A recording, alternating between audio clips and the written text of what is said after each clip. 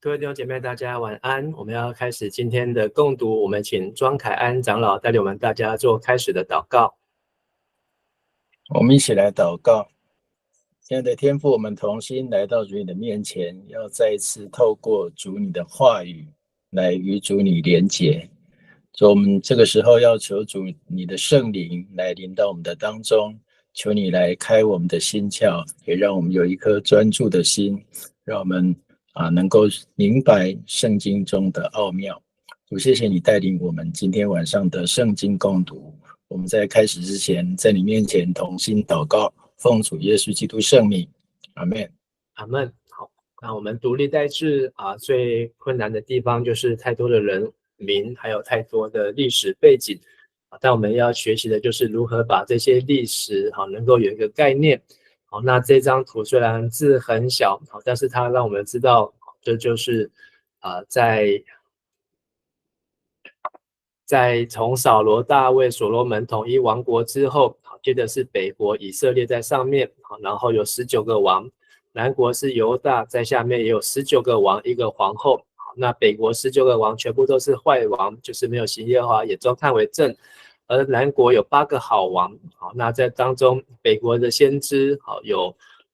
都是警戒的先知。那特别是在末期有何西阿和阿摩斯那南国当中，特别是有这个以赛亚、弥迦，及在南国的末期当中的这些小先知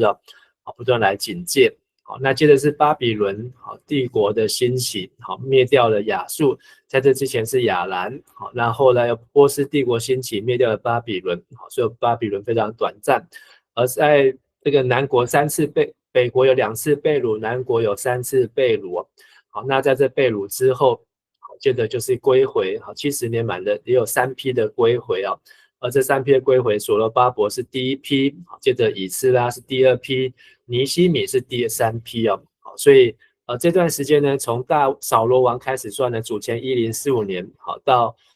这个以斯拉的时代呢，我们这个历代志很多人认为是以斯拉写的主前445年，刚好中间有600年的时间。那这600年时间就是在这地所发生的。好，那我们来看以色列，我们昨天看到的是从犹大，接着呢西缅流便在约旦河东的2个半支派，那他们是前天他们在是肉体的淫乱，还有属灵的淫乱，以至于神没有拯救他们。我们昨天看的是利未支派用整个第6章的篇幅来看这个利未支派。而今天我们要继续看的是老7的以萨迦，还有老1的便雅悯，以及老6的拿弗他利。然后第11就是约瑟的后代马拿西跟以法莲，然后最后还有再看到亚设。好，那缺的就是西布伦和但支派。但是也有人认为这个西布伦和但支派呢是被夹杂在今天第7章当中好，那我们昨天看到了就是利未人，那从这个大祭司的家谱就是从这个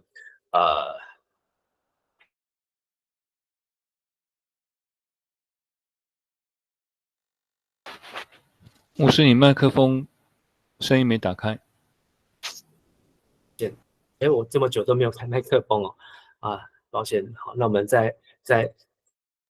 我刚才从哪边开始？好，那我们来复习一下这个就是北国的历史。从统一王国之后，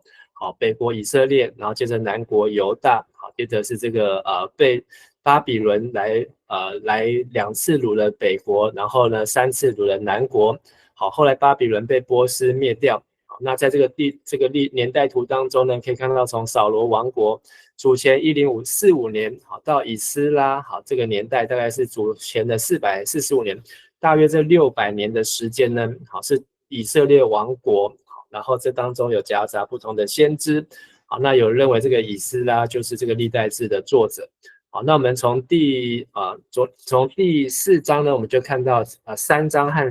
应该说2、3、4章是讲到大卫的后裔。好，然后前天的第5章呢讲到了第4章呢讲到了犹大和西缅，第5章讲到了流便，然后迦得、马拿西、东马拿西在约旦河东。那昨天第6章呢讲到了利未的后代，那今天我们要继续看到是老7的以萨迦，还有便雅悯是以萨迦是第9，然后便雅悯是第12，还有拿弗他利呢是第6，然后以及西马拿西跟以法莲的后裔，还有亚设的后裔啊。那我们会看到缺了西布伦和但支派。但西布伦和但支派呢，这2个支派有人认为是夹杂在第7章当中啊。好，所以我们昨天看到的是第6章，利未人和祭司家是圣殿的敬拜主力，特别利未3个儿子革顺、哥辖、米拉利，好，那他们传承了这个祭司的还有利未人的工作，好，特别是从这个哥辖，那这哥辖呢就是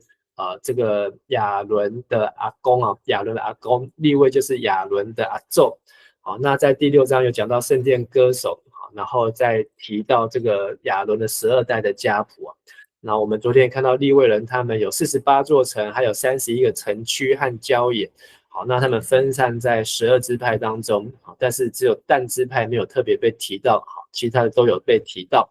好，那么今天要继续看的第7章呢，是刚才讲到其他的支派的家谱啊。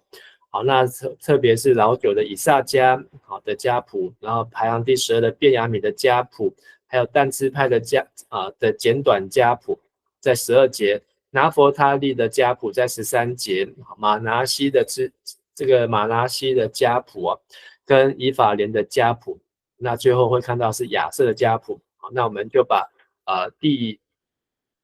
7章，好，第7章读完了，好，那明天会再继续读第8章，好，其他的支派，好，就是便雅悯的后裔跟扫罗家的关系。好，那我们来读今天的经文我们要先从第7章好的第1节来读到第5节。好，那请凯安长老带领我们来读。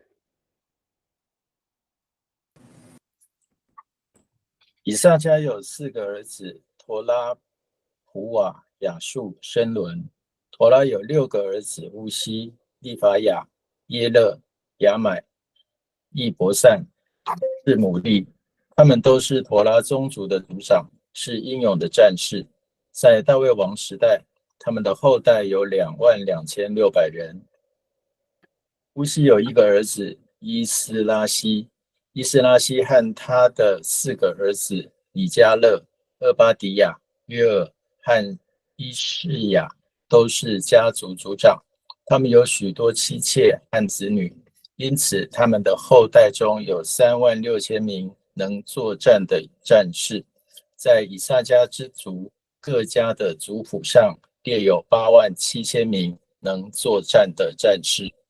好，谢谢。我们在前面读到这一些的族谱当中呢，以萨迦特别提到他们是大能的勇士，或是能作战的勇士那这一些的族加起来总共有145600人好，所以这是一批可能是以色列王国时期很重要的军队好，那所以在这个以萨迦呢是亚当的第23代。好，那提到了他的其中一个儿子妥拉。好，妥拉在士师记当中，好，第10章好也有提到，就是这个士师妥拉，而且呢他也是以萨迦人好，所以这个妥拉和士师记的妥拉呢，好不晓得是不是同一位但是呢这个士师记的妥拉是住在以法莲山区。好，那还有就是这一段的记载呢，提到呢在当时大卫年间呢，到了大卫当王的时候呢，以萨迦的支派呢已经有145000多人。好，那他们在大卫的王国当中，能够奠定这个基础好，特别呢，他们有这么多的人呢，好，在第4节的后面提到，因为他们有许多的妻妾和子女好，所以他们就是很能够生养好，然后以至于呢人数也增加。好，那所以他们可能是在当时大卫作战的主力，就是这个雅各的第9个儿子以萨迦。接着呢，我们再来看便雅悯的家谱从第6节读到第11节。便雅悯有3个儿子，比拉、比杰、耶迭。比拉有5个儿子，以斯本、乌西、乌薛、耶利摩、以利，他们都是这宗族里的族长，也是英勇的战士。他们的后代中有22034名能作战的战士。以节有9个儿子：细米拉、约阿施、以利以谢、以利约乃、暗利、耶利摩、亚比亚、亚拿图、亚拉灭。他们的后代当中，根据族谱所列，有20200名能作战的战士。耶迭有1个儿子比勒汉，比勒汉有7个儿子：耶乌施、便雅悯、以物、基拿拿、细坦、他施、亚西沙哈。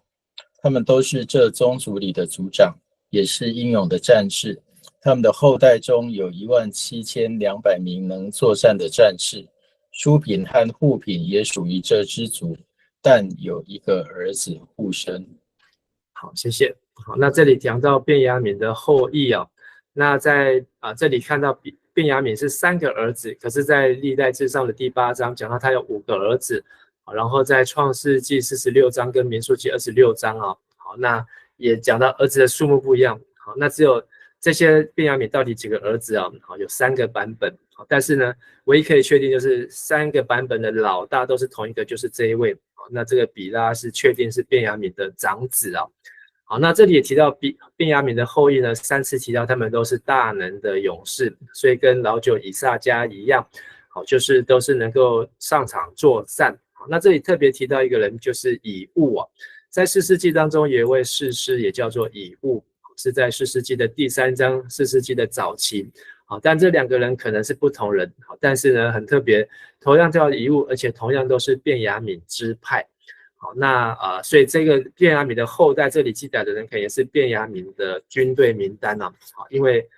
明天会再继续再读到便雅悯第8章，会继续再看到便雅悯其他的后裔啊，因为他带到扫罗王去。好，但是这里刚才读到的11节和12节当中呢，好，这个地方就是这几个名字呢，在圣经当中，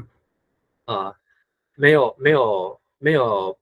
办法去连接起来。好，所以有的学者认为呢，第12节和第11节中间呢，应该本来是但支派的族谱，但是呢，因为在经文抄写或是在编节当中遗漏或是缺失，所以直接少了一段。好，出现了书品、户品，然后户生。好，因为呢，在这个创世纪的46章23节有提到但，这个但呢，好，他只有1个儿子，那这个儿子就叫做户生哦。好，所以在这个地方有提到，好，所以现在做译本是采用这个户生是但的儿子。好，那来做这样的记载。好，所以但支派的名单呢，可能只剩下12节的部分。好，那我们再读老六拿佛他利的后裔第13节。好，再请凯恩长带我们来读13节。拿佛他利有4个儿子：亚薛、乌尼、耶色、沙龙，他们都是毕拉的后代。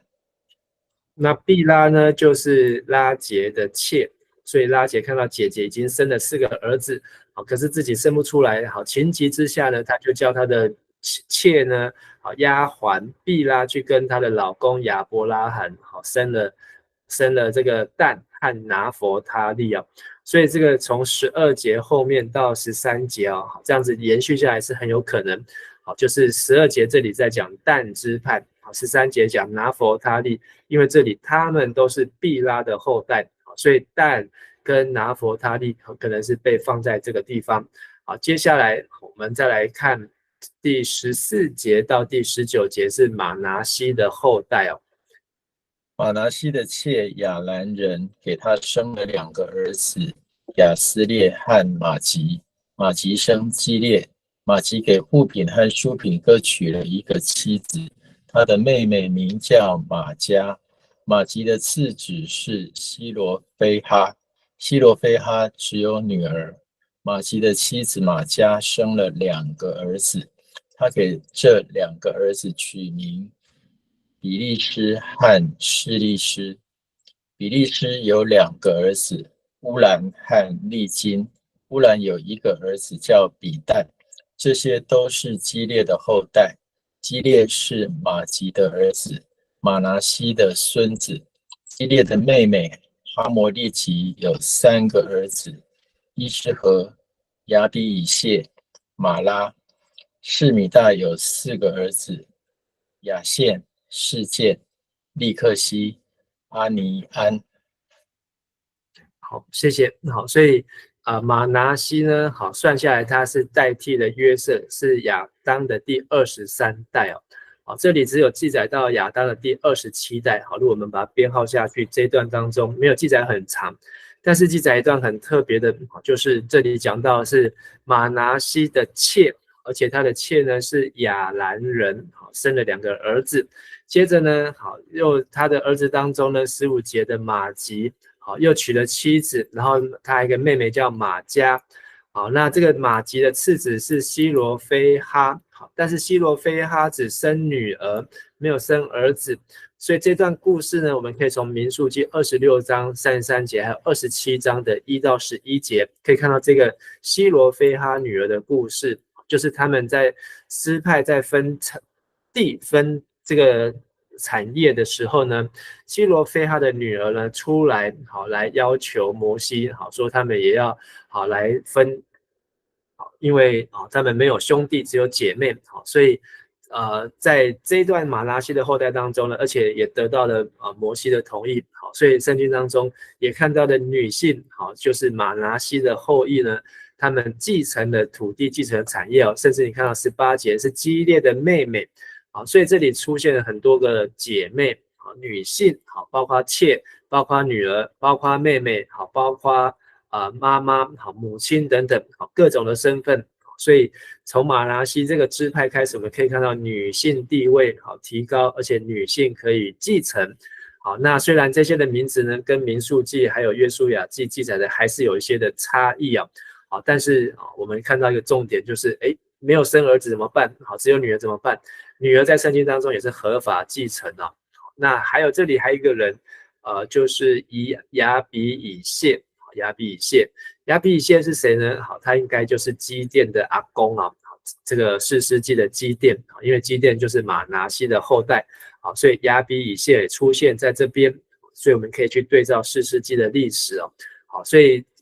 讲这么细呢，就是说历代志的作者非常的用心整理这些年代，还有这些人名，好，这些族谱是可以对得起来的，是跟旧约，不论是跟约书亚记、跟士师记，或是跟出埃及记、跟创世记，好都可以对得起来。好，接着我们再看这个，刚才是约瑟的长子马拿西，好，接着是约瑟的第2个儿子以法莲。可是呢，这个雅各祝福的时候是把右手放在弟弟以法莲的头上啊，所以雅各还蛮故意的。好，我们来读第这个20节到29节，以法莲的后代。以法莲的后代按父系传下来的有舒提拉、以列、他哈、以拉大、他哈、沙拔、舒提拉。以法莲还有2个儿子，以谢和以利。他们2人因偷了当地加特人的牛而被杀。他们的父亲以法莲为他们哀伤了好些日子，他的兄弟都来安慰他。后来他又跟妻子同房，妻子怀孕，生了1个儿子。以法莲叫他比利亚，因为他们的家曾遭遇灾祸。以法莲有1个女儿叫舍伊拉，舍伊拉建造了上伯和伦、下伯和伦和乌县舍伊拉3城。以法莲另有1个儿子叫利法，利法的后代按父系传下来的有利希、他拉、他罕、拉旦、亚米呼、以利沙玛、嫩、约书亚。他们所居住的地区包括伯特利和附近的村镇，向东到拿兰，向西到基色和它附近的村镇，还有示剑和艾雅2城，以及2城附近的村镇。马拿西的后代控制了伯善、他纳、米吉多、多尔和他们附近的村镇。以上都是雅各的儿子约瑟的后代所居住的地方。读这一段我们会看到一个很熟悉的名字，就是嫩的儿子约书亚。没有错，这就是约书亚记当中的约书亚，他是亚当的第33代，33代，相当接近于大卫的年，跟犹大支派的大卫相当的接近。就是大卫的父亲那一辈，如果按照辈分来算啊，好，那但是在这个这一段当中呢，我们也看到，好，这个以法莲呢，他们居住的地方是一个淡黄区哦，就是离耶路撒冷非常的近，而且呢，他们是在迦南地的中心核心的地方，而且他们所处的地方呢，好，也是跟马拿西包围，好，所以是一个最安全，好，因为就是淡黄区，好，所以他们是一个很重要的地区。好，那还有就是，这也是后来北国它主要的行政中心哦，好，也是在以法莲的山区。那在这里也提到了几个女儿，好，那他们也有继承，好，但是约书亚是从马拿西的儿子，好，那一代，好，马拿西这里有一个故事，就是对不起，以法莲，好，他本来有几个1、2、3、4个儿子，后来其中2个儿子呢，因为去非利士人抢夺取牲畜哦，所以被非利士的加特人杀了，所以以法莲为他们悲伤哦。这段记载呢，在圣经当中完全没有任何地方提到，好，那就只有提到在这个地方提到，好，所以后来以法莲才又生了儿子，然后又生了女儿，这个儿子又生了女儿，好，然后最后才生到了这个约书亚好的祖先哦，好，所以在以法莲这个地方呢，好，让我们看到这一群好是本来约书亚在带领以色列人进入迦南地的时候，他就是在传承约瑟的应许，因为雅各就是把这个祝福都压在这个以法莲的头上，压在以法莲的身上，所以约书亚他就顺理成章，而且他也负起了要把约瑟的遗骸带回去示剑，因为这里有提到示剑在这里好示剑爱雅2城啊，好，所以这都是非常重要的行政中心。好，所以约书亚呢，他就是要来把这个约书亚是33代，好，这个约瑟呢，好，应该是24代，好，所以他把这个10代前的祖先呢，要带回去到这个迦南地哦。好，那我们最后再来看最后一段，好，是亚瑟，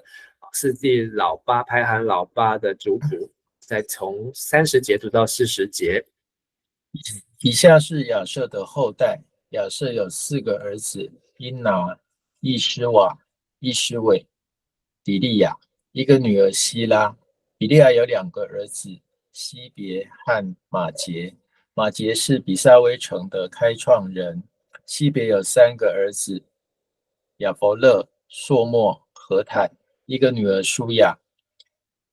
亚弗勒也有3个儿子：巴萨、宾哈、亚施法。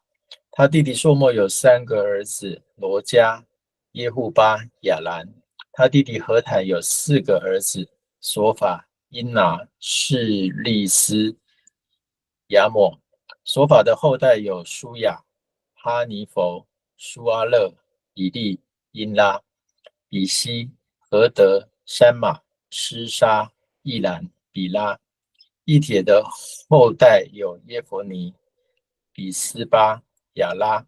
乌拉的后代有亚拉、汉尼叶、利血，这些都是亚瑟的后代，他们是家族族长，英勇的战士，杰出的领袖。亚瑟的后代中有26000名能作战的战士。好，谢谢。好，那在这个老8亚瑟呢，我们也看到跟前面有综合的，就是包括他有战士，有杰出英勇的战士，杰出的领袖，能作战的战士。然后呢，也提到他们的女儿，好女儿，然后也提到了妹妹，好，然后这样子的用词啊，好，所以亚瑟呢从23代，这是亚当的23代，但是在这一段的记载呢，只有记载到所法36节，所法的后代就是第29代哦，并没有记载的很长，所以可能亚瑟这些后代呢，到后来可能都已经跟当地融合，就没有继续来写这样的族谱，但是他们曾经都是杰出的，当中都有杰出的领袖。好，那我们看完今天这一段的第7章，好，那我们做一个简单的回顾，还是分享同一个画面，在这里，在这个回顾当中呢，就是让我们看到有以撒家的家谱、便雅悯的家谱、但的简短家谱、拿弗他利的家谱、马拿西、以法莲、亚设。那对照这张图呢，以撒家呢就是在中间，他伯山在加利利湖的南边，便雅悯呢是在耶路撒冷的北边，跟大家有的伯特利的地方，还有包括耶利哥城也是在便雅悯支派，而但支派本来是被划到这边但是他们没有去打非利士人，所以但后来就跑到这个地方北边，而且呢最早灭亡、最早投降的就是但所以但很快就消失不见，就完蛋。拿弗他利呢也是在北边，所以到耶稣的时代还有去到拿弗他利的境内所以他们还是散居在那个地方。那马拿西呢它有非常大一块右边是东马拿西，我们已经讲过，今天讲的是在西边的马拿西的支派，他们就是主要在撒玛利亚、以巴路、基利、新山的这一些的地区。那因为这是约瑟的长子，所以他们12支派当中取得非常大的一个土地那再来是以法莲，是马拿西的弟弟，但是因为他被雅各按了右手继承这个长子的名分，所以包括示罗示剑基色等等，是在迦南地的但黄区那亚设支派呢是在推罗和西顿的地区也是非利士北边靠海的地区。那他们曾经都是大能的勇士。所以我们介绍差不多这12支派，我们可能都大部分都有看到了。那就是但跟这个拿弗他利的部分那也盼望透过今天这些经文呢，让我们对这些的人还有他们的地理他们所代表的地区而利未呢就散居在这些城这些城总共有48座城，所以利未人在这些城的目的呢不仅是要教导他们来如何敬拜上帝，教导这些支派，同时呢他们也有一个逃城的功能，就是让受到冤枉的人他可以在这边有一个避难所，有一个庇护的地方好，那我们明天我们再继续来读第8章，我们今天就分享到这边，我们一起来祷告。现在天父上帝，感谢你让我们从今天的经文当中看到，在那么远古的时期，女性她就有她上帝所给予她的祝福姐妹或是女儿上帝不一定是只有传承给儿子，也可以透过女儿、透过姐妹透过女性来传承上帝的产业也感谢你让我们今天在这段经文当中有新的看见、新的学习，也知道每一个名字代表每一个生命的故事，也代表见证要不断的传承下去让我们的故事不是停留只有到我们这一代，而是能够代代相传。也求你让我们在历代志的共读当中能够有更多的收获，也能够有更多对圣经的认识和了解。我们这样祷告祈求，奉靠耶稣基督的名求，阿们。好，感谢大家，大家晚安，大家平安。谢谢牧师，谢谢牧师，谢谢牧师，晚安。安。谢谢。